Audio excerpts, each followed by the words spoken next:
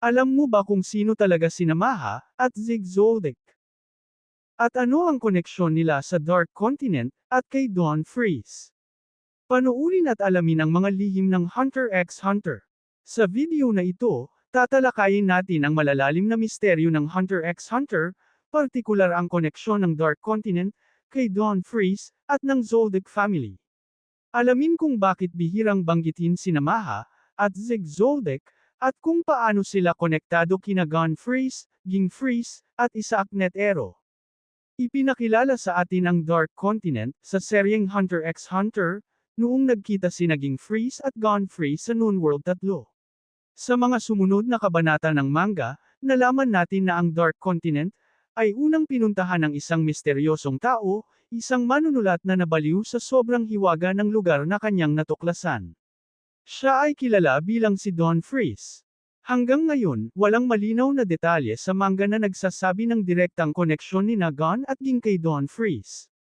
Ngunit kung susuriin natin ang kanilang apelyido, malinaw na may dugong nag-uugnay sa kanila.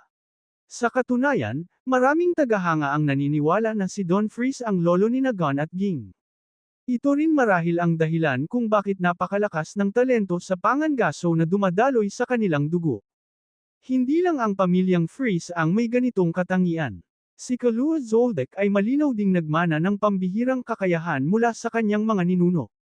Kilala ang pamilya Zoldyck bilang mga assassin, ngunit kakaunti lamang ang impormasyon tungkol sa pinakamatatandang miyembro nito, lalo na kina Maha Zoldyck at Zig Zoldyck.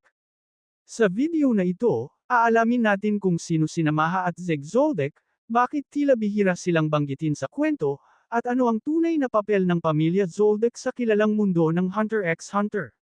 Tatalakayin din natin kung bakit tila may koneksyon ang Hunter Association sa mga makapangyarihang pamilyang ito. Bago tayo magpatuloy, inaanyayahan ko kayo na mag-subscribe sa ating channel, kung saan naglalabas ako ng mga update tungkol sa Hunter x Hunter manga, balita, at mga video. Maraming salamat sa patuloy ninyong suporta sa Hunter x Hunter, 1979 na anime version. Ipinaliwanag na ang tour guide ng Dentora Province ay si Maha, at ayon sa 2004 databook, siya ang ama ni Zeno. Ngunit sa chapter 264, tila binago ni Yoshihiro Togashi ang detalye, at ginawang lolo ni Zeno si Maha, posible ring binago ang kanyang edad, dahil halos kaedad niya si Isaac Netero, batay sa mga tala ng Zoldyck family. Unang lumitaw si Maha nang sumama siya sa isang misyon kasama si Illumi, kung saan pinatay ang mga lider ng mafia, mula sa iba't ibang panig ng mundo, bilang alay sa York New City. Ang mga lider na ito ay tinawag na Ten Dons. Muling nakita si Maha sa isang flashback kung saan makikita ang kasalukuyang pinuno ng pamilya na si Silva Zoldyck, kasama ang kanyang ama sa harapan, habang sina Zeno at Maha ay nasa magkahiwalay na lokasyon. Sa eksenang ito, sinabi ni Zeno na si Netero lamang ang nag-iisang taong naging kalaban ni Maha at nabuhay, patunay na halos magkaedad at magkapantay ang lakas ng dalawa. Nagkaroon din ng maikling kwento si Maha, noong pinutol ni Kalua ang ugnayan niya sa pamilyang Zoldyck.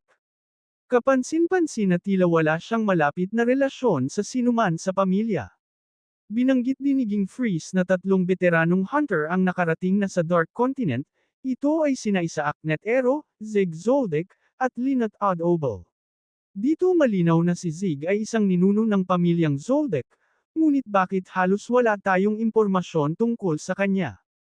Posibleng dahil siya ay kabilang sa pinakamatandang henerasyon ng pamilya, o kaya naman ay may kinalaman siya sa mga lihim ng pamilya, tulad ng kaso ni Oloka at Naneka, na itinuring na banta sa buong angkan dahil sa kakilakilabot na kapangyarihan nito. May teorya na si Zig Zoldyck ang anak ni Maha at ama ni Zeno, batay sa agwat ng kanilang henerasyon. Kung totoo ito, mas lalo nitong pinapatibay ang koneksyon ng Dark Continent sa pamilya Zoldyck, isang misteryong patuloy pang binubuo sa mundo ng Hunter x Hunter.